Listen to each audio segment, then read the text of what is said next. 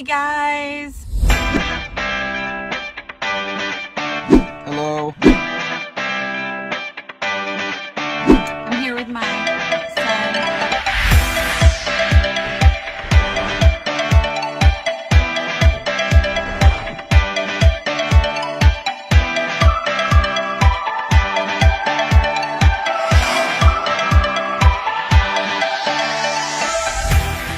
The next 3 to 5 minutes, call me back. Okay, sir. See you in a bit. Perfect. Bye-bye. Yep, thank you.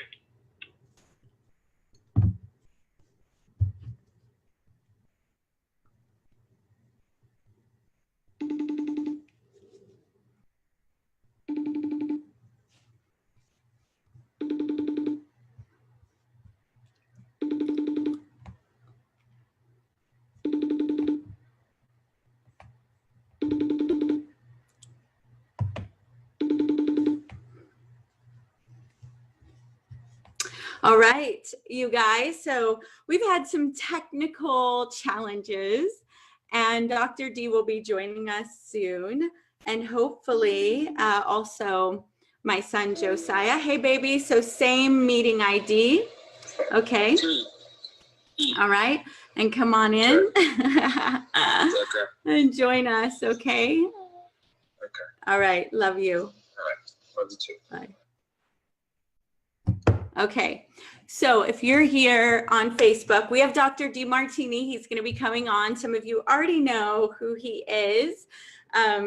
He was in the movie The Secret. I got to be a part of helping to get him into that movie. And he has been monumental in my world of learning. We have 3 attendees, so I'm about to allow them to talk and allow to talk. All right, and let's unmute. Hello. There we go. Hi, Josiah and Dr. D, if you could show us your camera again. I'm working on that now. All right, yay, and we're live on Facebook. Whoop, whoop. So Let's see if I'm trying to get the video now.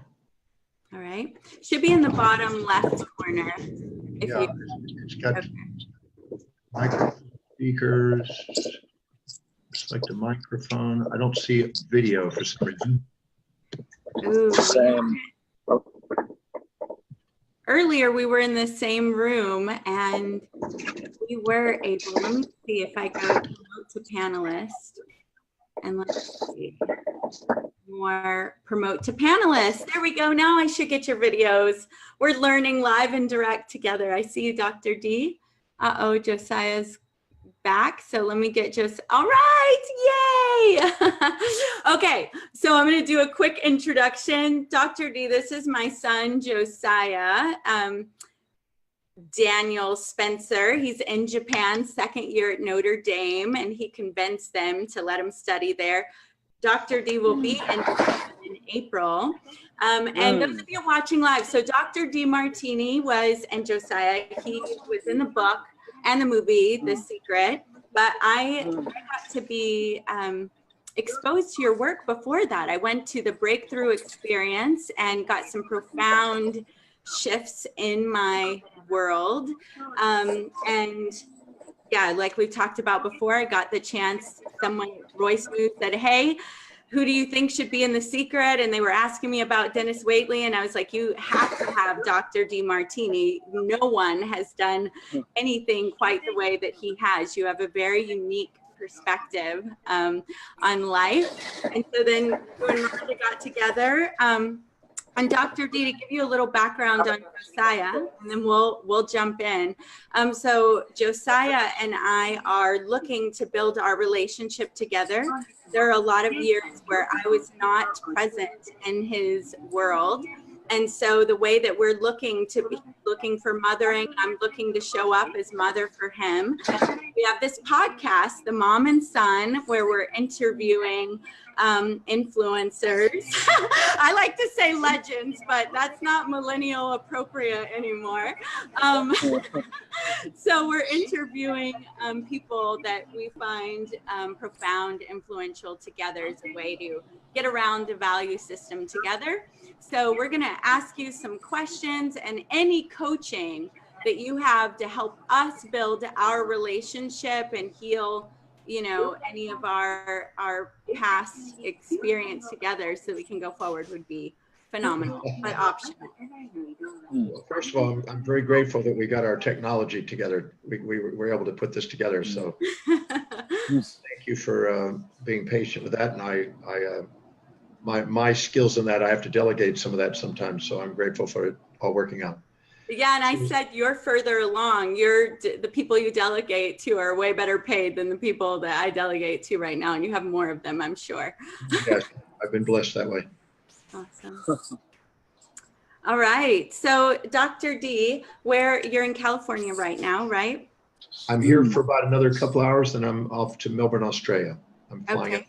Yeah. Wow.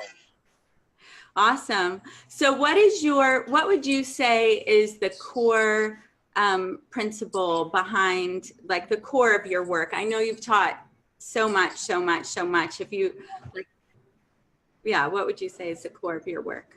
Well, every human being, regardless of age, gender, or culture, lives moment by moment with and through a set of priorities or values in their life, things that are most to least important. And whenever they're doing actions that are aligned and congruent with what they value most, their highest priority, they tend to excel. They tend to expand. They tend to gain confidence, and they're spontaneously inspired from within to act. And accessing what's truly most meaningful and fulfilling for them is one of the keys to excelling and a great achievement and waking up natural born leadership and having fulfillment.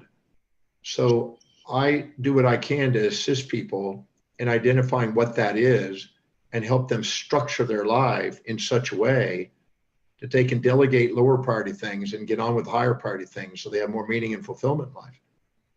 And when the person does that, they're grateful and they're inspired and they do original contributions. And that's one of the most rewarding things I get to do as a teacher traveling the world. But helping people, I always say the magnificence of who you are is far greater than any fantasies you'll impose on yourself. So giving yourself permission to be you and to live congruently with what that is and not live in the shadows of people, but stand on the shoulders of great giants and realize that you have that inside yourself, and to give yourself permission to let that out is very rewarding. And watching people who do that, regardless of age and gender or background, extraordinary things are contributed to the world by that. That's awesome. Josiah, I have you muted only because of the background on the train. And guys, we found out that it's impolite for Josiah to talk on the transit in Japan, but he may bust in some questions here. And Josiah, you can also type in the chat box if you want us to ask. And going forward, So Dr. D, I want to hear a little bit about your origin story, because most people know you already as like this celebrity in your own right. I mean, you live on this, Josiah, he lives on a ship called The World. Look it up. And I want to talk about that too, but I'd love to hear, how you started. Were you always just like the successful guy rocking and rolling? Give us your story. Well, I don't really classify myself as success. I just call myself a man on a mission. Yeah. But some people label things like that. But I was blessed. I believe that everything that goes on in our life is on the way, not in the way. And the challenges that I had as a child were essential for me to do what I'm doing today. I may not have seen that till later in my life, but I can look back now and see that there's nothing that needs to be fixed or changed. I did have speaking problems and challenges. I had a arm and leg turned in, and I had to wear braces, which constrained, which is probably what allowed me to want to be free and travel the world today. I had speaking problems, learning problems. Almost everything that I was told in first grade that I would never be able to read or write or communicate, never amount to anything, never go very far in life, was exactly what I needed to probably later in my life do what I'm doing. Because today I full-time travel around the world, and I research and I write and I teach, and this is what I love doing every day. And I can't think of anything else I would rather be doing. Otherwise, I'd be doing it. But yeah, my dream is to continue to learn and to continue to share anything that can help people maximize their human awareness and potential and allow them to do something extraordinary with their life, because everybody wants to make a difference, and they want to make a difference according to who they are. They want to be loved and appreciated for who they are. And I believe that there's a science on how to help people do that. And I love sharing that because it's reproducible, it's duplicatable, it can be translated to different languages and translated to different people. And if a person follows it, they do extraordinary things. So I can't wait to get up and give that to people, share that with people. Yeah, you do a great job with that. Is there ever a time that you now lack confidence, or you have moments where you just wake up? You know, people ask me if I ever have fear of public speaking, which I thought was funny. I don't have a fear of public speaking. I have a fear of not speaking more so. Yeah, I love speaking, but you know, anytime I pursue something that is deeply meaningful and congruent with who I am, I can't say that I have doubts or insecurities or self-depreciation. But anytime I'm fooling myself and attempting to be somebody I'm not and get away from my own integrity, my physiology and psychology will reveal to me through self-depreciation or anxieties or whatever, and let me know when I'm not being authentic. So that happens on rare occasions, but I know what I'm up to. I know what I'm doing in the sense of my dream. And so I just stay focused on it. I've asked myself many years, I asked myself, what is the highest priority action or actions I can do right now that can help me fulfill what's most meaningful to me? And how can I serve the greatest number of people with the resources I have today? And after doing that for so long, you get to a sense for what's priority. And then what I've done is I've delegated everything else away, surrounded myself with people that do and love to do the things that I want to delegate. So I can get on to doing my research, writing, traveling, and teaching. And the rest of it, I don't do, I just delegate. I mean, I haven't cooked since I was 24. I haven't driven a car in 29 and a half years. I delegate everything. And so that way I'm not trying to do something that's not as meaningful or inspiring, or something I'm not as competent in. And I stick to my core competence. And that is very liberating, to say the least, and fulfilling to do what you love to do every day. And the rest of it I delegate out. I don't try to do something that I'm not inspired by. I don't find that that's a way to have an inspired life. Yeah, that's deep. After I heard you talk about that in Dallas, I got a little chef cooking meals for me in a little deep freeze, a little Brazilian chef. She did add some potatoes and beans to my world. We have to scale those back. But Josiah wants to know, how did you get into the work that you're doing now? How old were you? And what was that tipping point for you? Well, when I was 4, I envisioned myself being a baseball player. And because I just got out of my braces, I had to wear braces until I was 4. And all I wanted to do is run then, because the braces straightened out my leg and arm enough where I could run. And I just wanted to play ball, and I just wanted to run. That was my dream until I turned 13. And 12 to 13, my parents moved from Houston, Texas to Richmond, Texas. And baseball wasn't the same. Sometimes the coach wouldn't show up. Sometimes the team wouldn't show up. And so my other sport that I was decent at was surfing, but Texas was not a surf capital. So I had to hitchhike. So at 14, I hitchhiked to California and went to Huntington Beach, California. At 15, I went to Hawaii, and I wanted to ride big waves. So from 13 to 18, my life was surfing. Then when I would turn right before my 18th birthday, a week before my 18th birthday, well, just a few weeks beforehand, I nearly died surfing. I was living on the North Shore of Oahu. And that led me to a health food store to try to help recover. And that led me to meet Paul Bragg, who is a legend in his own right. And that one night, in 1 hour with that one man, with his one message, awakened inside me a desire and a yearning and a belief that maybe, just maybe, I could become intelligent, learn how to read, and overcome my learning problems. Because I was a high school dropout, and I was living, in a tent at the time. Wow. And my dream was to learn how to read and to be able to write and be able to speak properly and overcome all the challenges I had as a child. That's why I'm saying now, those are perfect voids I needed to do what I'm doing today. And it was a slow process. It wasn't an easy process, but at age 17 to 18, my trajectory changed. And that's when I decided I want to be traveling the world and to teach. I had a dream to go to every country around the world. I haven't reached them all yet, but I intend to keep getting to it. We got 3 or 4 more scheduled already this year. And I just wanted to go and travel the world and to share whatever I researched and try to do what this man did for me when I was 17 with as many people as I can.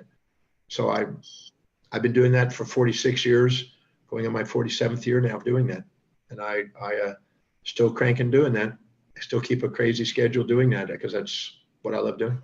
Once you decided you were going to do it, did you just like show up somewhere and set out my first student, I first had to go and take a GED, a high school equivalency test, and pass that. Then I had to go and take a college entrance exam and test and pass that because I didn't have high school. I didn't finish high school. Then I had to go and learn how to study because I failed my first class in college. It was just an absolute bummer. I made 27. I needed 72 to pass. I got 27. And I almost gave up on my dream.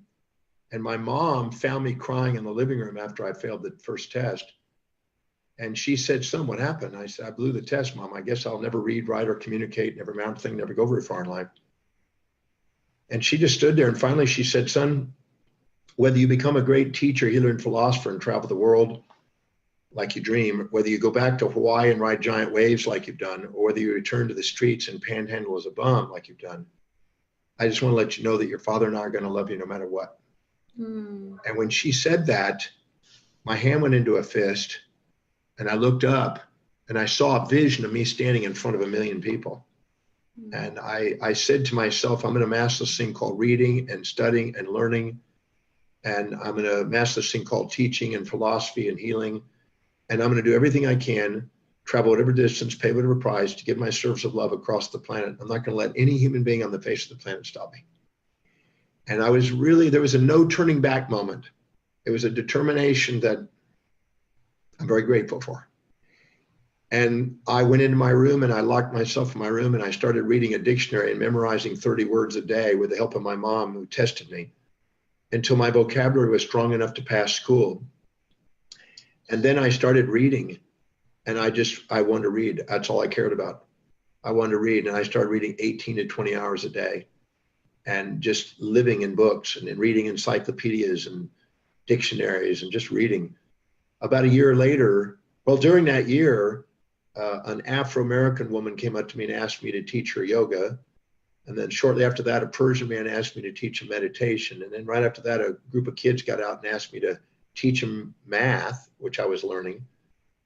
And my speaking career began, and I never stopped. And by the time I was at the University of Houston, I'd have 100 to 150 students every day under the trees gathered and asking questions.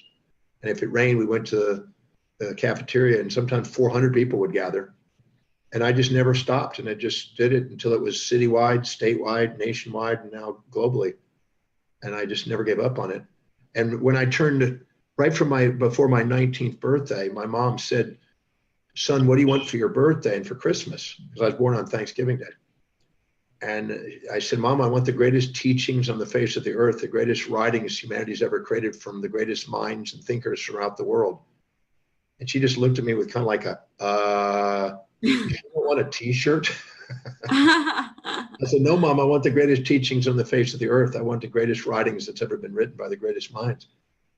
So she contacted her brother, who is my uncle, who was a professor at MIT, who was a physicist and chemist, a very bright man. And as a gift, this man sent me 2 giant 6 by 6 by 6 foot wooden crates of books to our house. Whoa. They came in on a flatbed truck, and I went out there with a crowbar when it got put on the ground, and I opened them up, and I filled my room with books. And I just started devouring and reading, like I said, 18 to 20 hours a day. And I never stopped. And they said I would never be able to read. Today, I've read over 30,230 something books, almost 40 books now. And so they say, when somebody tells you can't do something, you just might be destined to do it. And the things they told me I would never do in first grade is the very things that I've set out and been able to do. So the challenges in life are your blessings, not your curses.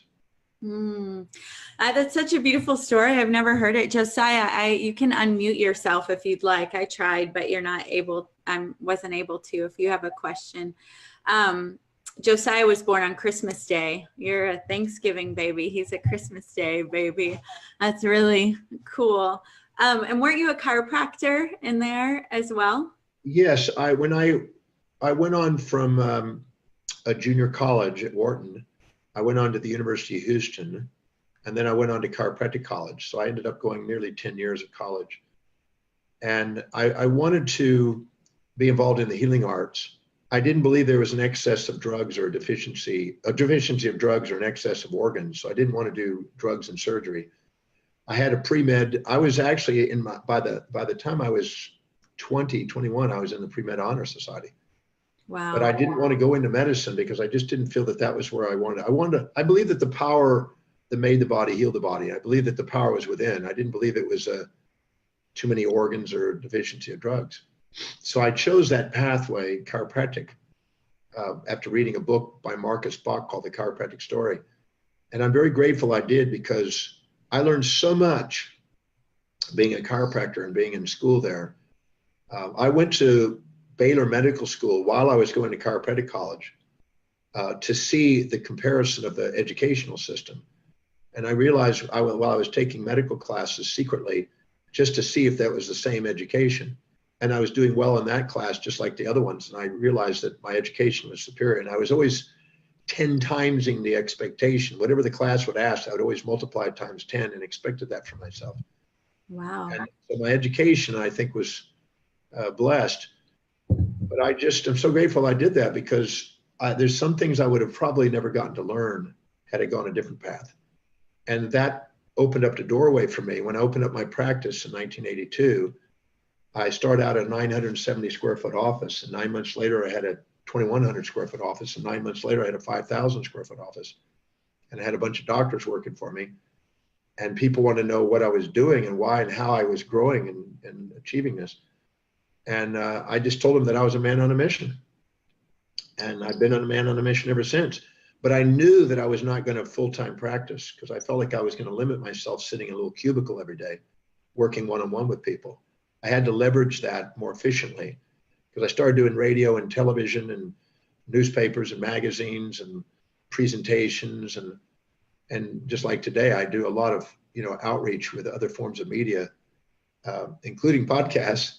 And but I'm grateful for that, because without a doubt, we have way more potential as a healer within than people give credit to it.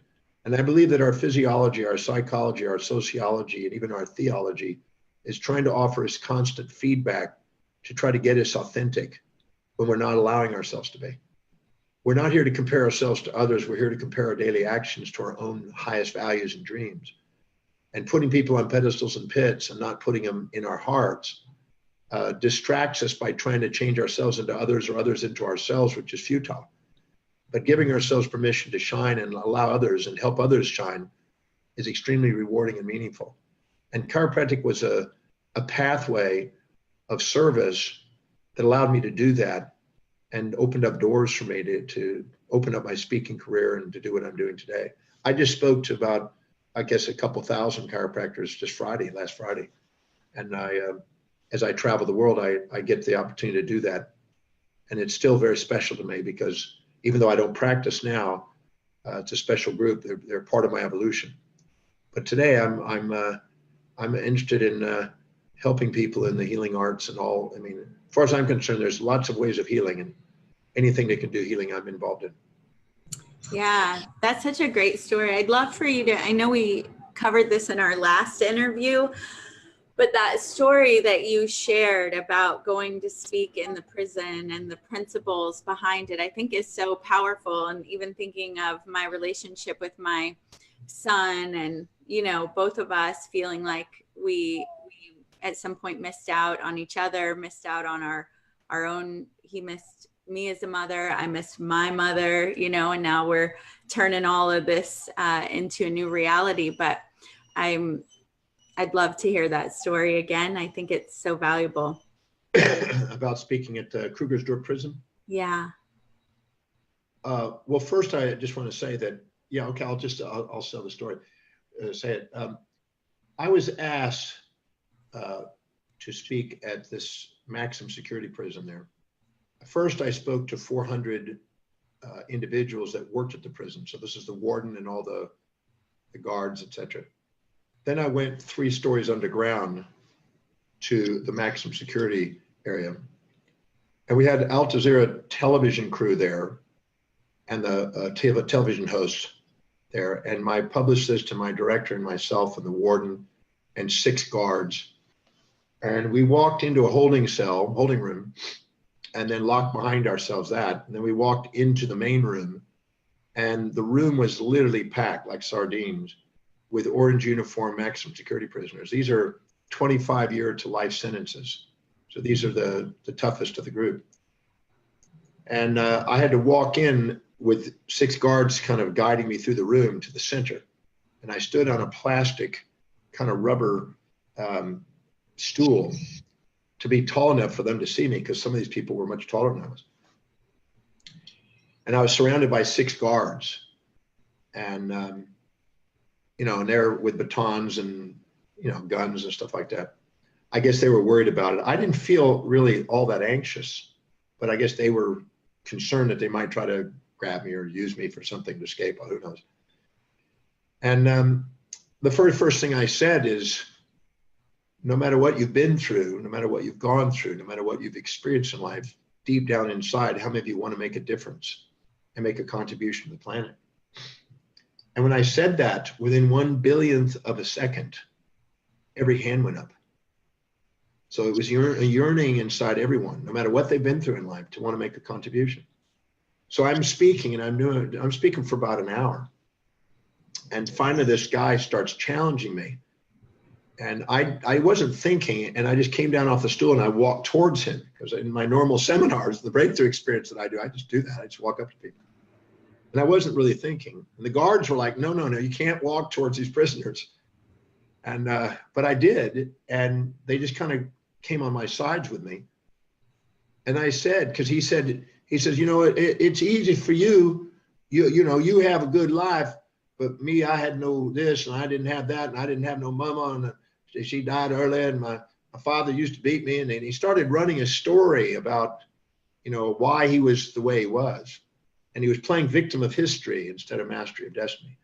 And as I did, I stopped him. And I said, listen, no matter what you've been through, no matter what you've gone through, none of that is in the way. It's all on the way. And if you didn't have a mother, somebody else played your mother's role.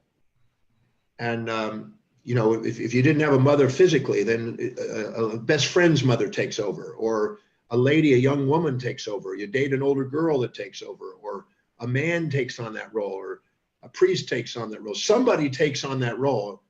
And it's not wise to sit there and attach to one form, but be adaptable to the forms in which things evolve through. And I told him, I said, so you haven't missed anything. And he listened. And while he was listening, a little defiant, but he was listening, all of a sudden, way over on the other side of the room, this gentleman started bawling. He just started crying. And he yowled. I mean, you could hear him. It's like really a deep catharsis for a man. And so it brought my attention. We all looked. And there was a guy who had been in prison for 26 years. And he said all of a sudden, and I walked towards him. Again, the guards now are thinking I'm insane to walk amongst these people. I just walked. I was not anxious. I don't think anybody cared. They were focusing on this man right now. And when I walked directly over to this man across the room, 26 years in prison. And he was saying, I know who my mother is. I know who my mother is. And he turns to the warden and he says, Warden, you're my mother. You've been my mother for 26 years. If it wasn't for you, I would be dead. You saved my life. You gave me my life. You're my mother. You have been there for me and kept me alive. You kept me and educated me. You helped my life. The warden was in tears. I think everybody in that room was in tears. It was a very heart-opening moment. The guards forgot they were guards. They were looking at their own life and going, oh my gosh. Everybody was diffused. I don't think any of the labels of prisoners were there. It was just a heart-opening moment and a deep realization. And the guy that was first kind of challenged me was humble. I was hugging another guy. It was a real educational experience. I couldn't have asked for a greater closure of my presentation to the prison. Mm-hmm. And it was a realization that nothing's missing. It's just in a form that we don't always honor and recognize.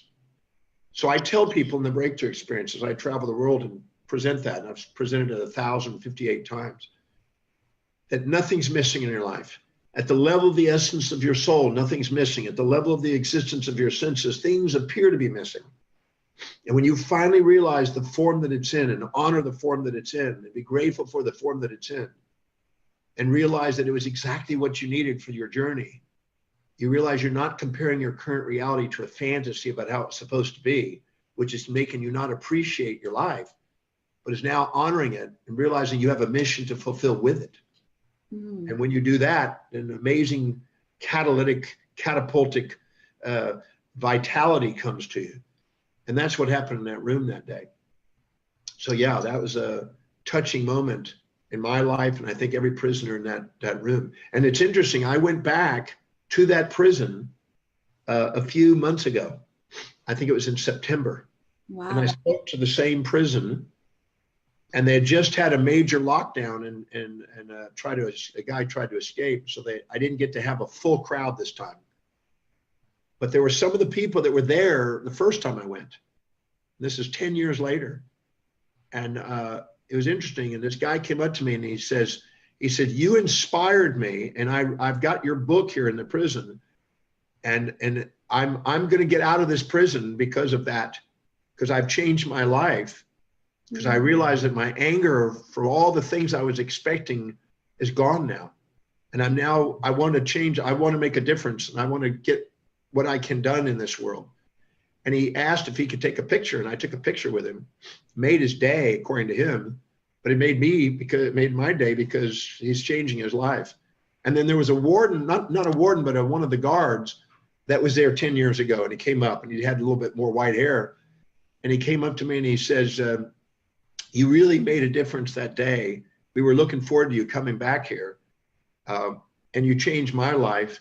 I now don't see these as bad individuals. I see them as human beings. And I have changed my whole approach to helping these people to transform their life. And I've seen lives change because of our attitudes as guards." So yeah, it's looking beyond the label, beyond the facade, and down into the core of the essence of a human being and recognizing the magnificence of who they are that transforms lives. I think that's what Paul Bragg did to me when I was 17. And what I like doing when I travel the world and teach the breakthrough experience or whatever to help other people. That's such a powerful story. It moves me every time. Josiah, do you have any questions? And do you want to unmute yourself? There we go. Yeah, sorry about that. I just made it off the train. I'm walking to class now. I just wanted to say I really enjoyed that story that you shared. I don't try to get too emotional, but that almost had me tearing up. Listen to that seriously. So thank you for that.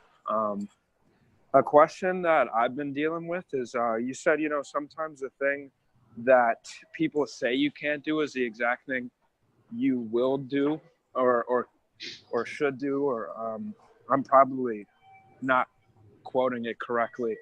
But one thing I've been struggling with is like living in this fantasy or desire to do something that people tell me I constantly can't do.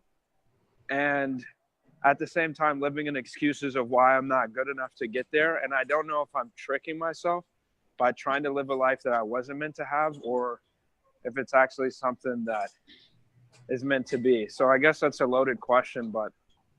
Well, I don't know if it's wise to just do something because somebody says you can't do it as a defiance. Right. Yeah, it's not that. I think it's wise to look carefully and deeply, honestly at yourself and look at what you spontaneously do every day that you love doing. That is a real spontaneity that you can't wait to get up in the morning and do, and target that. And you'll find that as you start building momentum doing what it is that isn't meaningful and inspiring, that you'll find out that many people didn't think you had what it took to do it, but you end up excelling at it. So in my case, I didn't do the speaking and the things to defy anybody. I did it because I had a dream to be able to overcome it. And once I discovered I could, I was blessed to be able to excel at it. So I wouldn't say that, there's been lots of things people told me I couldn't do. I can't say that I'm doing all those because some of them didn't have meaning to me. But overcoming my learning and speaking and those things were very important to me. So find the one that's truly meaningful to you that maybe somebody said you probably won't excel at, and go and pursue what's truly meaningful, and that's where you'll excel. Josiah, do you want to ask directly to get a more direct answer about the thing that you're wanting? Sure. I mean, sure, yeah. But, well, the thing is that I don't know. It's kind of difficult for me to word, but right now I'm working on an application to transfer into a school that I've been denied from twice. But for some reason, it seems like little things, like synchronicities. I don't know if that's something that you relate to per se, but basically I want to transfer to Stanford. I've been rejected twice, and a lot of people keep telling me other ways that I should do things, but it's something that I just feel compelled to do at the moment. And yesterday, this is going to sound really weird, but anyways, I went on my LinkedIn profile page, and all my experiences were written as like I was a Stanford student, and I thought I was dreaming it, so I took a video of it. and I rewatched it, and then I refreshed the page, and everything said back to my normal thing, like Notre Dame, my standard account. And I went back and rewatched the video to make sure that I wasn't like tripping myself out. And it was true. And so sometimes I believe some people say, the universe can have a funny way of winking at you and showing that it has messages just to encourage you to keep going. But in all the ways that it seems like for me to apply right now, I'm weak in a lot of areas. Well, if you're really determined to go to Stanford and you find out what is the challenge or obstacle that they say needs to be conquered to get there, if they see that you're perseverant and that you're not going to let anything stop you from that, you'll get there. If that's really that important. If somebody sees somebody persevere towards something and they don't give up, the story of Abe Lincoln being a president. If you haven't read that, it's a worthy read. because they laughed at him. They told him he was crazy. He failed at it, and he had to get up. I don't know how many times, many times. But he said, I'm going to be president. I'm not going to stop till I get to be president. If I have to fall down 50 times, I'll get back up again. So if that's really important to you, you won't stop. If it's not a big enough drive, then you'll do something different. But if it's really meaningful and you stay and you go and get the grades, you go and get the classes, you go and do the things, and you do it again and again and again and again, and you prove to them that that's what you're committed to, they'd be insane not to take a person that committed. So it's the perseverance. If you show that you're not going to let anything on the face of the earth stop you from the objective, anybody in any school that's not willing to take on someone like that would be insane. I went to Rice University many years ago, and I brought 49 volumes that I had written on philosophy, sciences, and religions of the world, and that I'd been working on for a while. And I brought them in a big series of boxes, 3 boxes. And I sat with the dean of admissions, and he said, I asked him, I said, is there any way I might be able to get some sort of credit for all the work I've been putting in on my own? This is just my own desire to do this. And he looked at me and he laughed. He leaned back in his chair and he says, well, I've seen 2 of you like you, but I can tell you right now, the best advice I can give you is start your own university, start your own college. And I said, why do you say that? He said, because most of the professors would be intimidated by somebody that's done what you've done. And so my advice to do that, he said, well, I've already started my own school. I've already have my own classes and already have my own students around the world. Today I have more students than any university. But in the process of doing it, I chose to go my own path and create my own system. But if I saw that there was a college that was going to give me an advantage and that I was going to do it and it was a goal, then I wouldn't stop. I wouldn't let anybody on the face of the earth stop me from it. I would just keep going it and say, okay, if you need another class, take another class. You need to get a higher grade, go get a higher grade. You do what it takes, and sooner they're going to see it. And then that'll be a story that you'll use, just like the story of Steve Jobs when he spoke at Stanford. He was a dropout, but he said, I want to do what I really want to do. And he went out and did this. And now they've asked him to be a speaker at Stanford. So if you really, really want to go, then don't let anything on the face of the earth stop you. Just to keep going through whatever the obstacle is and coming out as a king on it. Yeah, that's awesome. Any other questions, Josiah?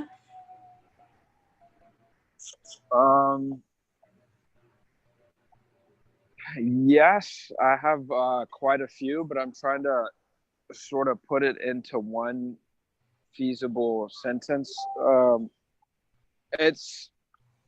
I would say about through personal journey. And I noticed you said delegate the lower priority tasks so you have more time to focus on the things that truly matter, or that are of higher priority. So how would you say someone goes about doing that? And then how do you play that fine line of not delegating everything you just don't want to do versus delegating things? You know what I'm trying to say? Yeah, I do. First of all, the accountability that comes with delegation is for the person delegating to go and do what is highest on priority, that produces the most results, that actually serves people. Because if you don't do something with your own actions that produce an income, you won't have the income to delegate. Or if you don't structure the delegations in a way where it produces more than it costs, and you don't hire the people that would love to do it more than you and more skilled than you, so they produce more than you could do it, then you'll hold yourself back. Real delegation doesn't cost, it pays. But I know for me, I wanted to research, write, travel, teach. So that meant that I had to go and do researching, writing, and traveling and teaching in such a way that it produced more than it cost, so I could earn the income to delegate everything else off the plate. And I delegated everything else off. I mean, I haven't driven in 29 and a half years. I don't cook. I don't clean. I push a button at a hotel and they take care of it, or on my ship. I don't want to be doing low priority things that are uninspiring to me. I want to give job opportunities to people to do that, and get other people that would love to do that, and surround myself with people that are inspired to do that, and give an expansion of the economy while I do what I'm inspired to do. And I'm absolutely certain that can be done. I've taught thousands of people how to do that. But it starts with you caring enough about humanity to find what challenge in the world you would like to solve and fill the need so you have a source of income to be able to delegate through. And that's finding out what is the contribution. What's the one thing, as Gary Keller says, that's a contribution you want to make on the planet that is so valuable that a vast number of people will be served by it and a vast income can be generated by it.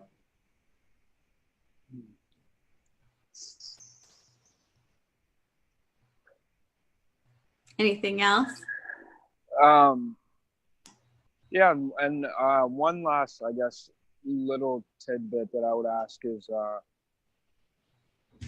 what sort of advice would you give to someone who's in their early 20s about going about tackling, you know, like just being an adult? Because I think, like you said, whenever you cried and your mom and you realize, like, maybe I won't be able to be this sort of person that I set out to be, like, it just feels like everything has such a tremendous weight at the moment being 20, because it's like, you know, you have to go and make something of yourself, and it seems like some ideas that you had, like, might die based on some of the decisions that I make right now. And whether that be true or not, I still think it'd be good to hear, you know, some advice or your take on things to do while 20 and this young. Well, when I was 20 years old, I was in school. Oh, sorry. I was earlier doing than that. Yeah, when it's 20, all through my 20s, I taught. I started teaching right off the 23. I started doing professional teaching, but prior to that, I was just doing tutoring kind of stuff. I just asked myself, you know, what is it I really want to do, and how do I do it every day? It wasn't until I was 27, 28 that I read a book called The Time Trap by Alec McKinsey that really helped me prioritize things more effectively and delegate things effectively. But I was gradually, organically moving in that direction without knowing why. But all I say is that I didn't care about sleeping. What I cared about is getting the goal done. And you have when the why is big enough, the house take care of themselves. If you've got a big enough reason for doing something, you won't let anybody on the planet, not even yourself, interfere with it. So you want to make sure you're really going and pursuing that which is truly meaningful to you, because you're not going to let yourself down on that. Even if you have setbacks. I had some setbacks, but they were temporary setbacks, and you always find a way through them if it's really, truly meaningful to you. So if you have a goal to do something, start with what you know and let what you know grow every day. You know, I wrote down when I was 18 that I wanted to travel the world. I wrote down that I wanted to learn to overcome my learning problems. I wanted to write, I wanted to teach. I wanted to go to every country around the world. I wanted to be able to study universal laws as it related to healing also. I wrote down what I knew. These are things that were unwavering, absolute clear things that I knew I wanted. And I started there, and I just kept building on what I knew. I would say, start with what you know and let what you know grow. Start with what your life demonstrates you're committed to. Not fantasies, but start with what your life demonstrates you're committed to. And then ask yourself every day, what is the highest priority action I could do right now that'll move me one step closer to fulfilling that? And if you do that every day, when you finish and you ask, what's the next highest priority action step I can do now to get me one step closer?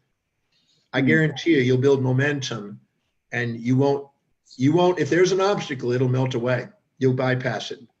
If that's all a human being can do is stick to the highest priority things they can do every hour.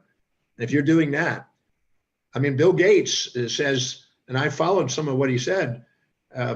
Bill Gates said that what is the greatest thing I can do with the greatest number of people with the resources I have today? Well, that's a great question to ask every day. And I learned to ask 7 questions. What is it I would absolutely love to do? How do I get handsomely and beautifully paid to do it? What are the highest priority actions I can do today to make it happen? What obstacles am I to run into, and how do I solve them in advance? So I have foresight, not hindsight. I don't learn through trial and error. I learn through mentorship and foresight. What worked and what didn't work today? How do I do it more effectively and efficiently tomorrow? And how did whatever I experienced today, how is it helping me get my dream? And if I ask that question, it's impossible for me not to get that dream. It's just a matter of time. And after a while, you know, if you stay with something long enough, everybody else dies out and you end up at the top. You just got to stay with it long enough. Huh. Anything else?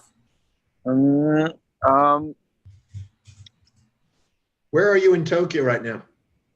I'm actually in Kyoto right now doing a language school for 4 weeks, and then I'm moving to Tokyo. I start school March 23rd, and I'll be staying over in Yokohama. Okay. Because I come to Tokyo in the 1st of April. We're doing research at Keio University there. Dude, And, no way. No way. That's the university I'm going to. I know. I was just there a few weeks ago at Kyoto there. You may know a Professor Maeno, M-A-E-N-O, and he's involved in intelligence and human behavior, and he's a very brilliant man there. And there's another one, Takashi, that that we're working with. So I'll be there, actually, as far as I know, at that university, probably when I'm there on the 1st of April, I think. Some 1st or 2nd or 3rd. Okay. Yeah, that's actually my first day of school is the 1st, so I'll be there. Keio University, that's crazy. I don't actually know anyone else from the States that I can even talk to about Keio, so that just surprised me. Maybe you knew I was going to Keio, but I had no idea. No, I didn't, but you said Kyoto, so I figured that's what it is. Because you came right off the airport. See, the train is 1 block. It's just off the train. The university is right there. So when you come off the train, you walk out the steps up onto the university. So that's why I saw you were at the university immediately out of the train. Maybe you guys will connect and run into each other there. We'll make sure that we can make it happen. That's awesome. Yes. And you said Keio University or Kyoto? No, Keio, K-E-I-O. Okay, awesome. Yep, that's the exact one I'll be at. Yeah, that's where you just came off the thing. I can tell by the way you came out. Okay, I'm sorry. I meant right now I'm in Kyoto, and I'm going to language school. So I got off at Karasuma stop, and I'll be learning Japanese because I don't know a lick of Japanese. I came here not knowing anything. So I figured I might try to learn something. Well, the Japanese are amazing people, and I've been very blessed to get to do programs there. I learn a lot from them. I think the world can learn a lot from some of their cultural insights and their respect that they have. Yeah, I agree.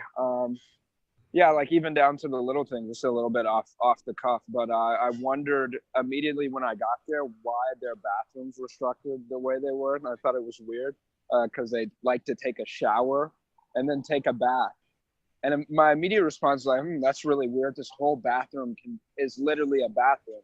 But then the more I thought about it, the more sense it made that they get clean and then hop into a bathtub. And it's little things like that that have been changing my perspective on like what I perceive as weird is different.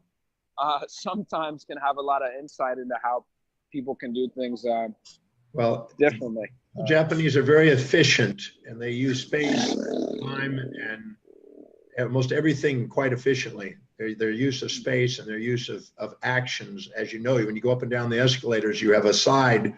In America, it's just a mess. Right. You have one side that people go fast and slow, and you respect it. It's very, very structured nicely. Right.